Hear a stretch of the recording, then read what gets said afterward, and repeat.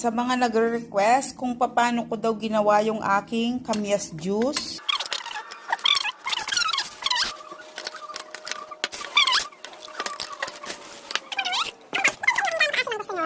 Pero ako parang 4 yung ginawa ko dati.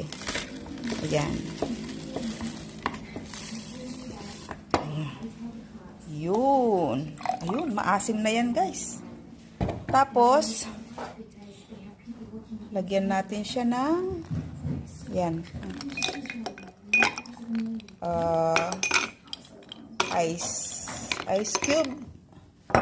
Tapos, tubig. Aroy, pure honey guys. Yan. Depende kung gaano katamis ang gusto nyo.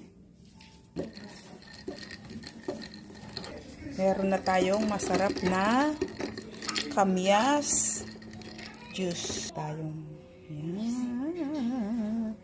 Kung walang honey, pwede rin naman yung sugar. Brown sugar, more masarap. Siyempre, try natin.